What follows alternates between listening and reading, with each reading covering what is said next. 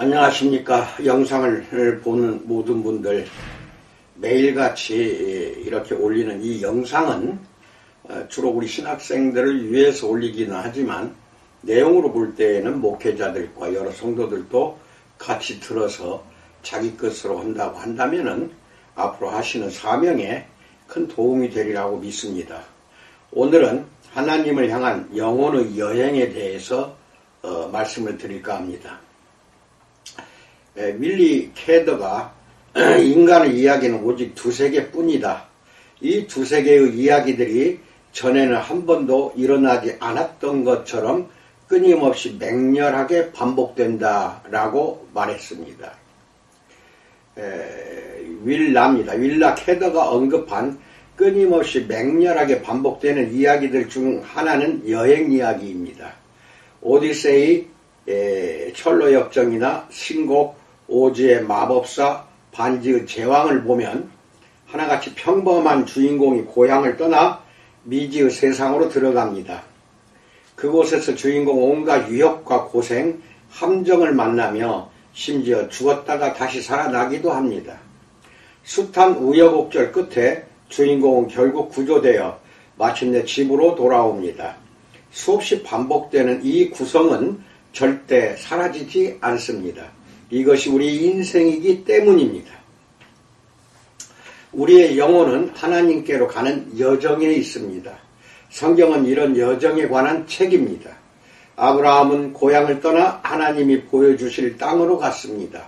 요셉은 타이로, 머나먼 애굽으로 갔고 수백 년 뒤 모세는 애굽에서 고향으로 돌아왔습니다. 이스라엘 백성은 포로로 잡혀가는 낯설고 슬픈 여정에 올랐습니다.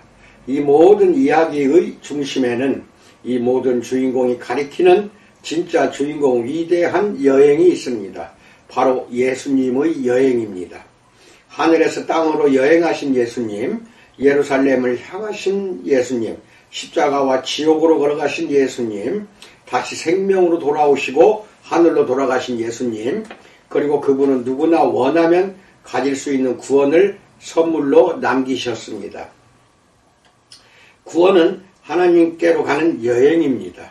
구원에 관한 생각에서 한 걸음 더 나아가 구원을 실제 삶으로 살아내야 합니다. 바울은 빌립보서 2장 12절로 13절에서 이렇게 말했습니다. 그러므로 나의 사랑하는 자들아, 너희가 나 있을 때뿐 아니라 더욱 지금 나 없을 때에도 항상 복종하여 두렵고 떨림으로 너희 구원을 이루라. 너희 안에서 행하시는 이는 하나님이시니 자기의 기쁘신 뜻을 위하여 너희에게 소원을 두고 행하게 하시나니 라고 말합니다. 구원을 얻기 위해 노력하는 것이 아니라 구원을 이루기 위해서 노력해야 합니다. 구원이 그저 옳은 교리를 받아들여 내세에 영원히 살 권리를 얻는 것이라고 생각한다면 그 구원은 고인물처럼 정적인 것으로 변질되고 맙니다. 그런 구원은 교회 안팎의 사람들에게 깊은 좌절감만 안겨줄 뿐입니다. 말로는 놀라운 영적 현실을 이야기하면서 정작 그 현실을 실제로 누리지는 못하니 얼마나 답답합니까? 많은 신자들이 그저 아이 쇼핑만 하고 맙니다. 구원이 그저 옳은 교리를 받아들여 내세에 영원히 살 권리를 얻는 것이라고 생각하면 그 구원은 반드시 고인물처럼 썩어버립니다. 항상 우리는 그것을 잊지 말아야 됩니다. 철로 역정에서 주인공 크리스천의 여행은 좁은 문에서 시작됩니다. 파메르 땅에서 시온산으로 도망치는 중인 크리스천이 좁은 문 앞에서 말합니다. 무거운 짐을 진 불쌍한 죄인입니다. 예수님은 모든 제자를 그 좁은 문으로 부르십니다. 달라스 윌라드는 말했습니다. 좁은 문은 흔히 생각하는 것처럼 옳은 교리를 말하지 않습니다. 좁은 문은 순종, 그리고 그 순종에 필요한 예수님에 대한 확신입니다.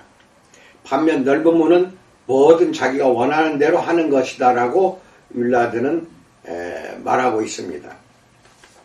가끔 철로 역정이 오늘날 쓰였다고 한다면 순례자의 휴식이 되지 않을까 하는 생각을 해봅니다. 구원이 옳은 교리에 따라 용서를 받는 것이라고만 생각하면 실제로 예수님을 따르는 위험천만하고 혼란스러우면서도 흥미진진한 여행은 단순히 선택사항이 될 뿐입니다. 하나님을 향한 영혼의 여행은 예수님을 따르려는 의도에서 시작되고 매 순간 그분께 순종하겠다는 결심으로 구체화됩니다. 일단 결심이 서면 다른 길에 한눈을 팔지 않습니다. 그만큼 결심이 중요합니다.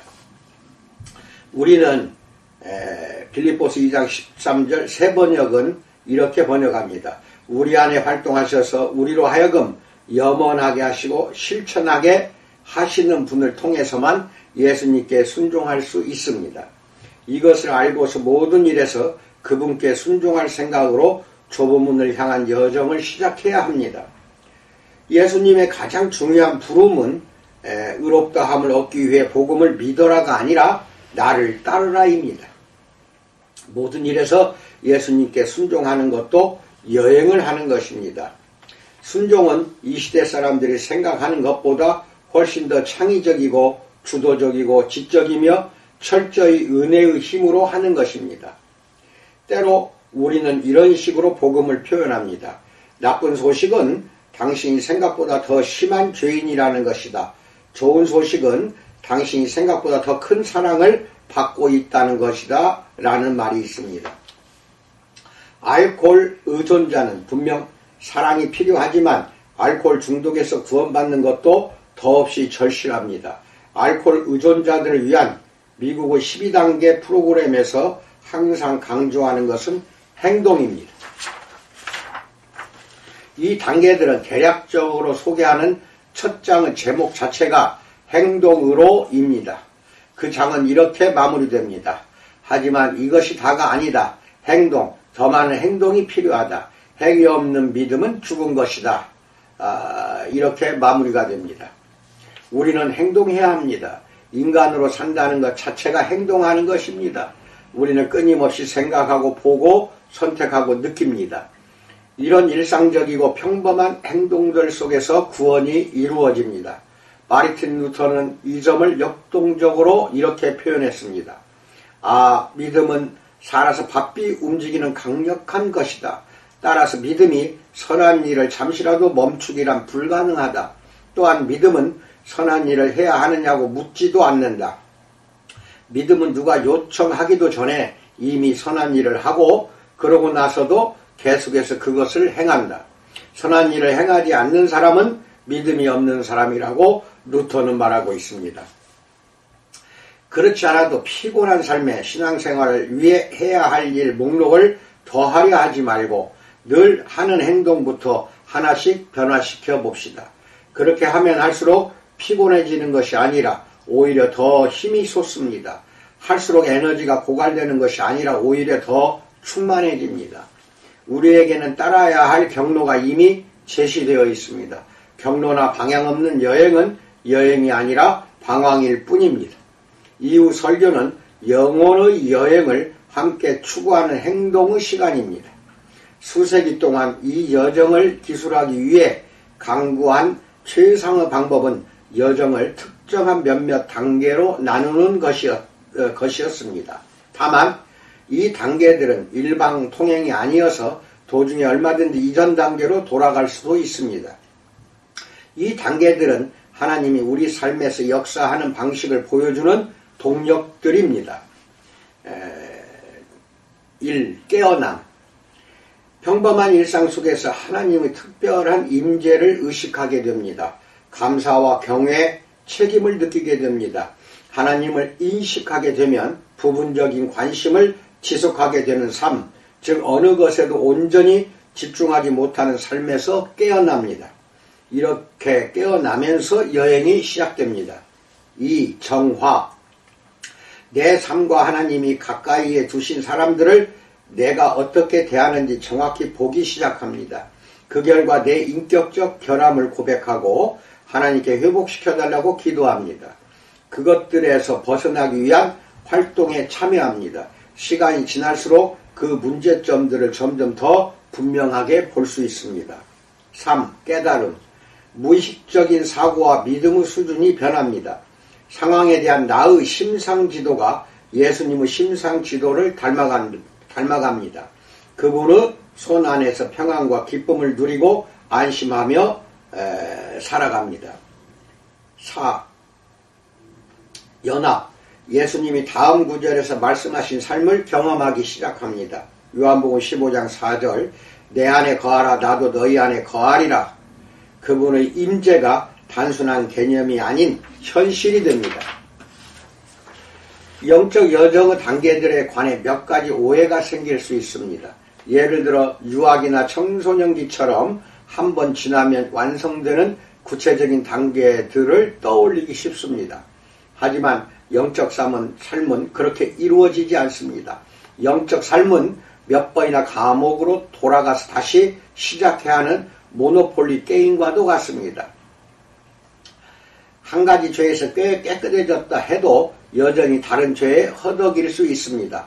토머스 머튼은 우리가 영적 삶에 관해서는 항상 초심자라고 말했습니다. 신약학자 데일 브루너는 좀 더 시각적인 표현을 썼습니다. 나는 사실 다시 태어나지 않았다. 나는 잉태된 지 3개월 정도 되었다. 이렇게 말합니다. 나아가 언제라도 후퇴할 수 있습니다. 영적 영역에서는 스스로 꽤 성취했다고 생각하는 순간만큼 교만에 빠지기 쉬운 순간도 없습니다. 그런 의미에서 옛 아일랜드 격언이 참으로 와닿습니다. 우리가 높이 오를수록 악마도 높이 오른다라는 격언입니다. 우리가 높이 오르면은 악마도 높이 오른다. 또한 영적 삶의 단계들의 집합으로 보면 우리가 매일같이 하나님을 절실히 필요로 한다는 사실을 망각하기 쉽습니다. 알코올 의존자 모임의 원칙 중에 죽을 때까지 방심하지 말라는 조항이 있습니다. 우리가 항복과 은혜를 통해 얻을 수 있는 것은 매일의 집행유예일 뿐입니다. 우리는 항상 집행유예를 받았다는 사실을 기억하십시오. 성경 속 탕자의 형은 스스로 선하고 순종적인 아들이라고 생각했지만 사실은 아버지에게 동생보다 더 잃어버린 아들이었습니다. 우리는 발전을 멈추지 말아야 합니다. 성 프란체스코는 말년에 친구들에게 이렇게 말했다고 합니다. 지금까지 우리가 아무것도 하지 않았으니 이제부터 시작하세. 멋진 말입니다. 영적 삶의 목표는 단계들을 통과하는 것이 아닙니다. 하나님을 향해 가는 여행이 계속되도록 매 순간 작은 발걸음을 계속해서 내딛는 것이 중요합니다. 아침마다 나는 하나님의 임재와 내 삶의 의미를 깨닫게 해달라고 기도합니다. 매일 나는 이 길을 계속 가기 위해 버려야 할 짐이 더 있음을 깨닫습니다. 지독히 외로운 순간에 비로소 내가 결코 혼자가 아님을 알게 됩니다. 혼란스러운 순간마다 하나님이 가야 할 길을 밝혀주실 것입니다. 지난 설교에서 우리는 이 여행이 왜 필요한지를 살펴보았습니다. 이제 다시 몇 번에 걸쳐 예수님이 처음 이 여행을 떠난 사람들을 어떻게 이끄셨는지 살펴보고 우리도 어떻게 여행할지 생각해 봅시다. 무엇보다 우리는 홀로 여행하는 것이 아닙니다. 철로 역정에서 크리스천은 계속해서 그릇된 선택을 합니다. 그는 절망의 구렁텅이에 빠지고 세속 현자의 말에 귀를 기울이며 올라가는 길에서 벗어나고 의심의 성에 갇힙니다. 항상 뭔가가 부족한 순례자입니다. 하지만 하늘은 참을성이 많습니다. 그리고 그가 다른 건 몰라도 하나만큼은 제대로 했습니다. 바로 여행을 멈추지 않았다는 것입니다. 빌립보서 3장 12절 내가 그리스도 예수께 잡힌 바 된 그것을 잡으려고 달려가노라고 바울사도는 고백합니다. 우리는 구원이라는 기독교 개념을 철저히 다시 생각해야 합니다. 구원을 받는 것이 무슨 의미인가요? 우리는 좁은 문 앞에 이르렀습니다. 그리스도를 따라 제자의 길을 갑시다. 오늘은 좀 짧은 설교이지만은 이렇게 구원을 이루는 길은 험난한 길, 좁은 문으로 들어가서 좁은 길을 따라 걷는 그 여행이며 예수님을 따르라고 하신 그 명령에 응하여 순종하는 삶입니다. 구약성경 잘 보십시오. 먼저 믿고 순종하라는 말 나오질 않습니다. 구약 성경은 통째로 순종하는 삶을 통해 믿음이 자라가는 책입니다. 거기 나오는 인물들을 전부 보십시오. 순종이 먼저였습니다. 순종하고 그 다음에 순종하니까 결국 믿음도 성장하고 자라가는 모습을 볼 수가 있습니다. 이 부분에서 우리는 느끼고 깨닫는 것이 많아야 되리라 믿습니다. 항상 영상을 보시는 분들 영육간에 강건하시고 평강의 복이 넘치기를 주님의 이름으로 축원드립니다. 감사합니다.